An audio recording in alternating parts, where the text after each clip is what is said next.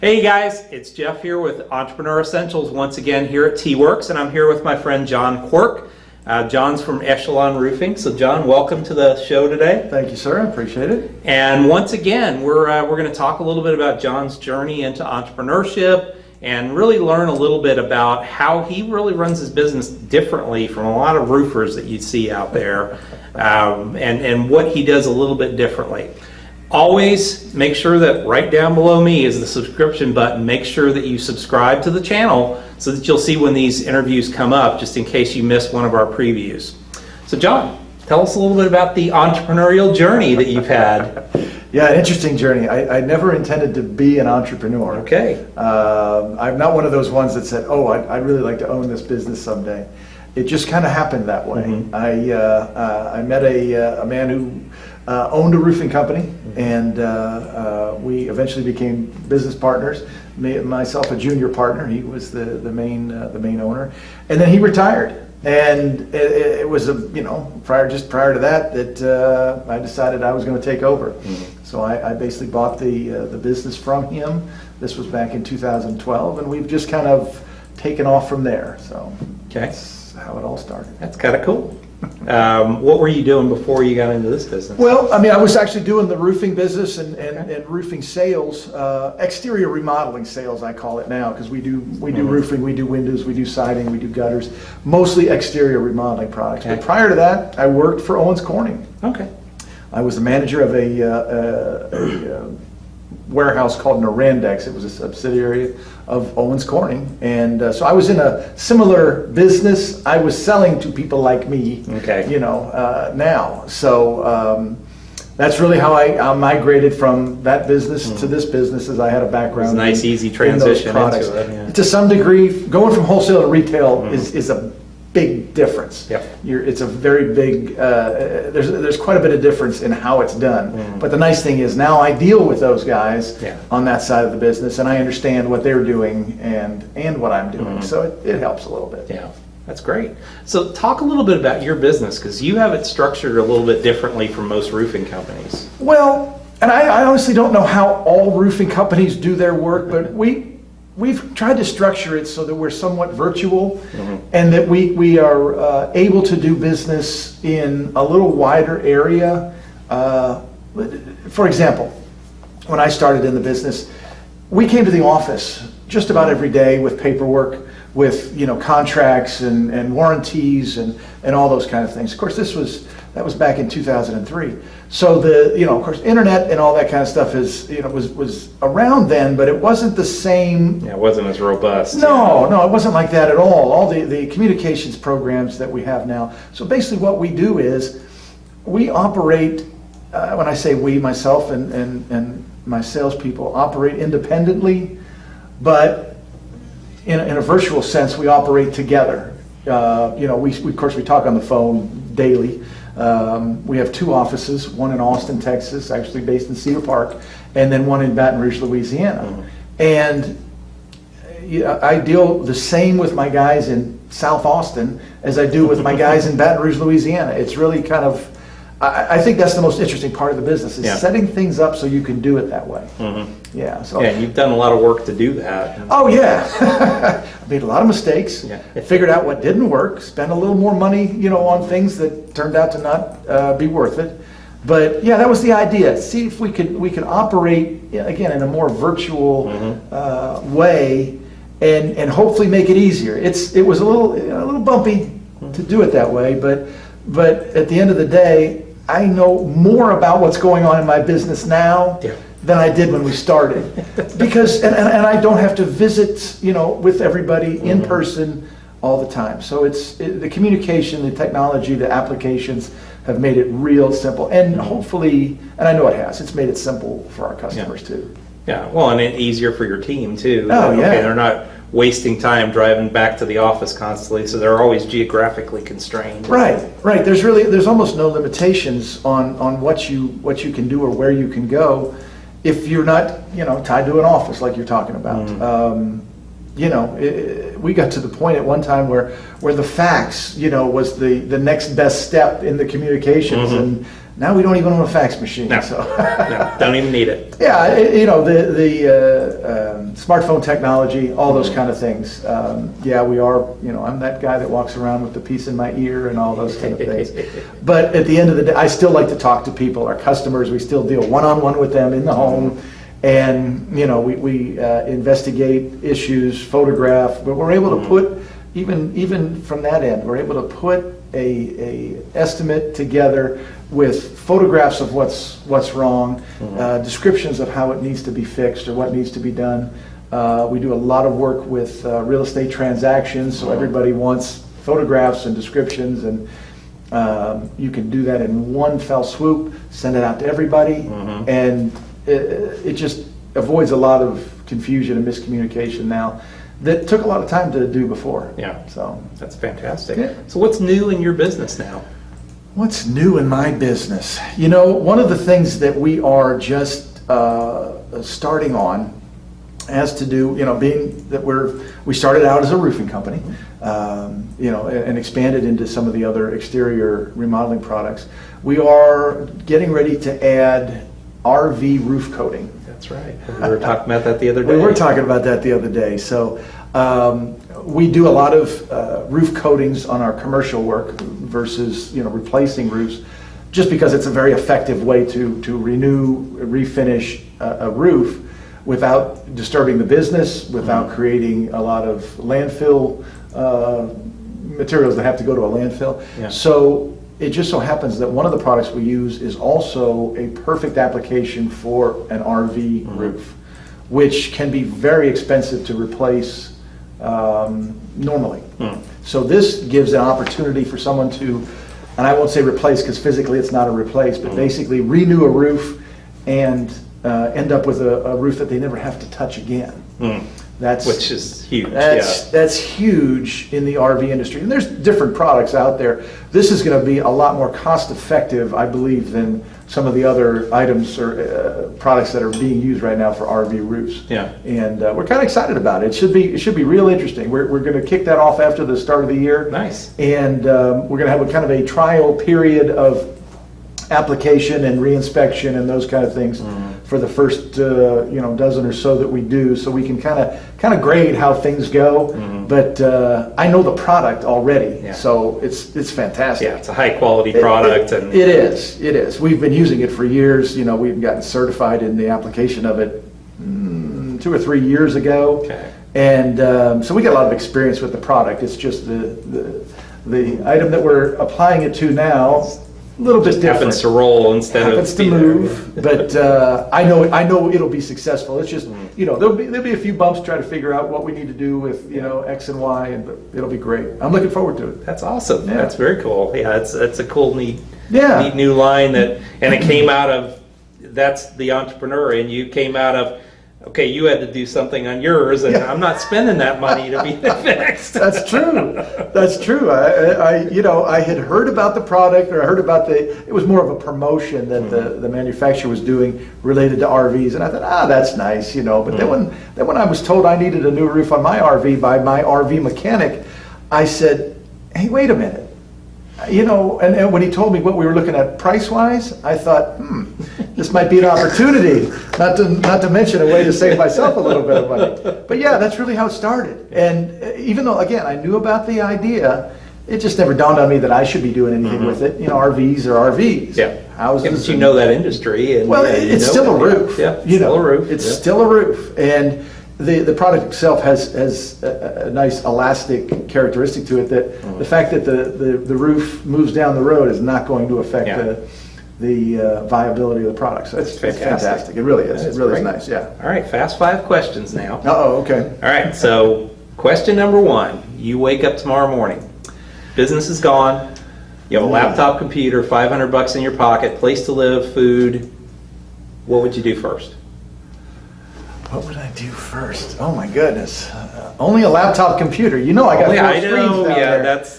That'd be the hardest thing to give up, just is the give four up screens. the 4 screens that you have. Okay, I'll give you. You still get to keep your I 4 get screens. to keep my 4 okay? screens? Oh, Yeah. well, now, of course, we just talked about it. I've got an RV and a truck. Being a roofer, I got to have a truck. I tell you what, if that were to happen, I've always thought it would be interesting to be a free agent. You know how a baseball player might, say, hey, I'm a free agent. I can go anywhere I want, and work for anybody that I want.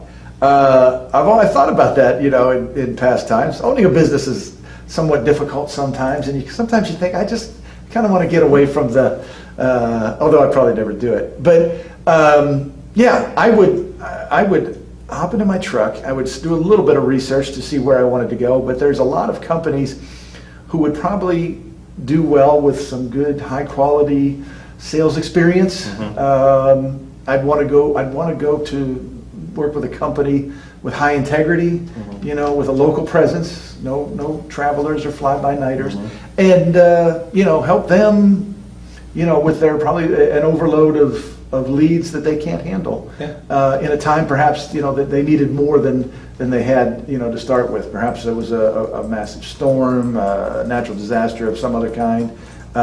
Those kind of things. I think that'd be interesting. Do a little traveling, a little free agenting, and take my bicycle with me, and I could, as long as it wasn't like in Cleveland, Ohio, or something. or Pittsburgh. Or Pittsburgh, yeah. I mean, I'm from that part of the country, but this is not the time to be up there. So. Definitely not. Yeah, maybe south, Florida, or Florida's good. They South Carolina. It's all right, but Florida, lots of hurricanes. Years ago, I did some work in Florida, so yeah, that's what I do. I'd be a free agent. I go, go on the road for a little while. So, what was your biggest entrepreneurial mistake that you've made? Oh, that's an easy one. Well, I say hiring managers, but thinking I needed to hire a sales manager. I have made numerous, several, let's just say several, bad hires of managers, people I thought were qualified and capable of managing a sales team. And they just never were. I never could get them to interact or work with the sales team in the way that I wanted them to do, more as an assistant, a help. Their job is to help salespeople make sales. They thought their job was to be in charge.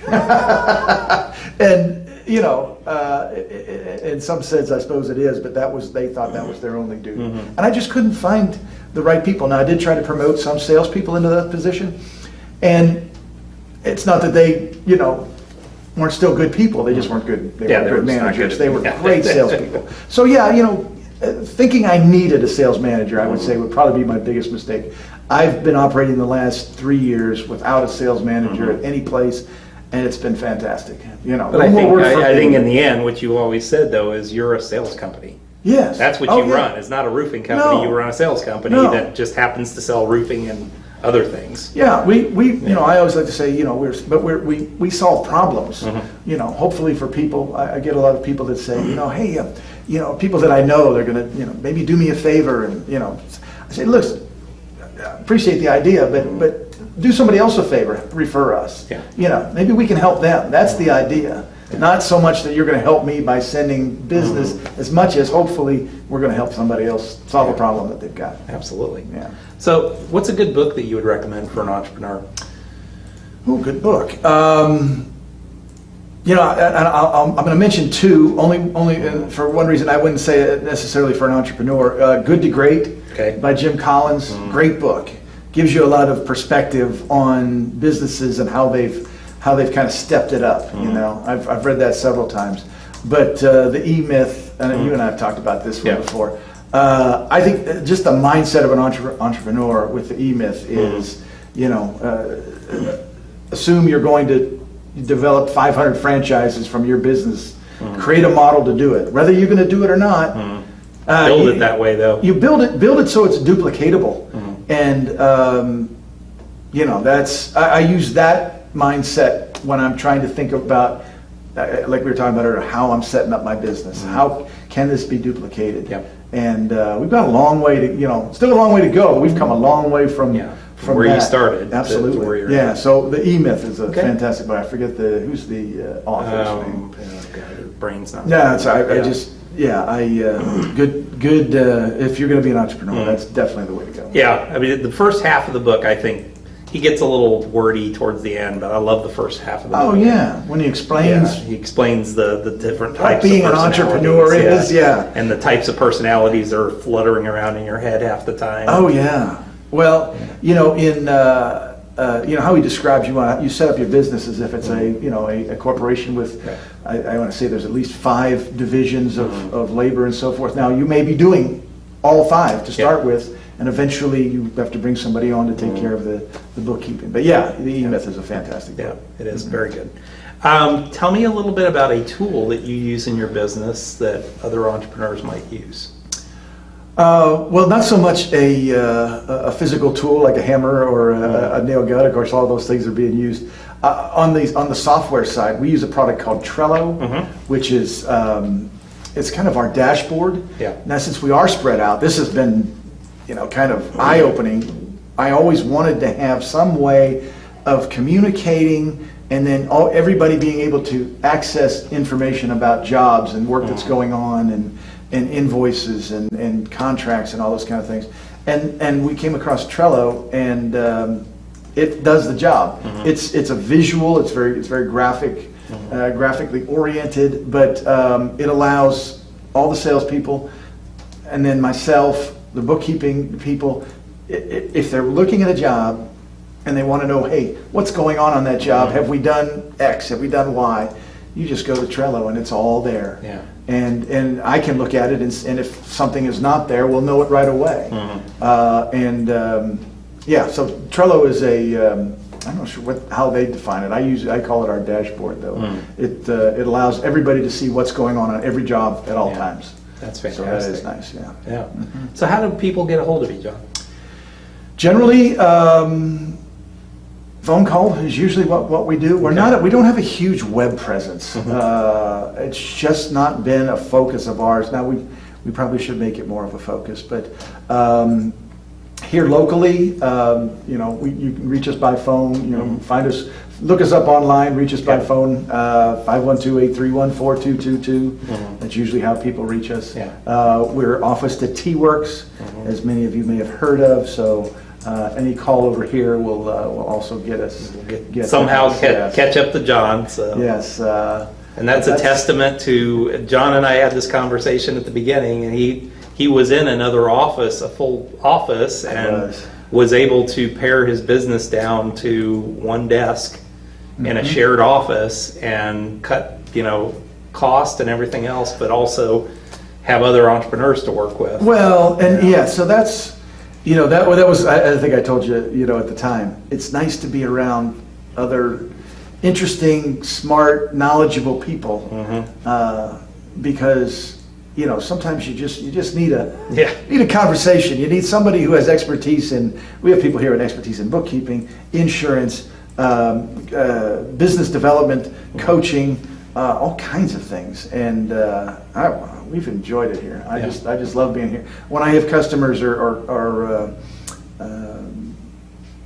reps from different companies come in, I've got office space. It's nice. Yeah. And the coffee's good too. That's for you. That's a major thing. Gotta have half of my coffee budget. You and Brian. So. Me and Brian. That's right. That's right. Yeah. Well, John, thank you very much. I appreciate you coming out today, folks. I cannot tell you there is not a better roofer in town. They are what they say they are. They do a wonderful job.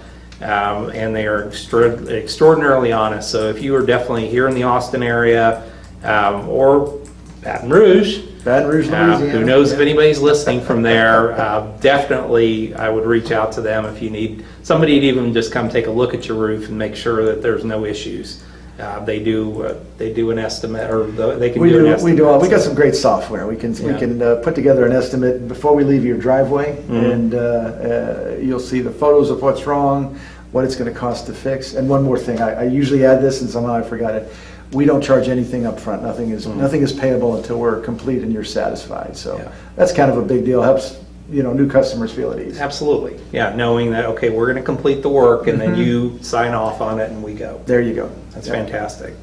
Well, thanks, folks. Once again, right below me is the subscription button. Make sure that you subscribe so when these things come out, you'll see it right away. You'll be the first one to see it. So thanks again. We'll see you next week here on Entrepreneur Essentials.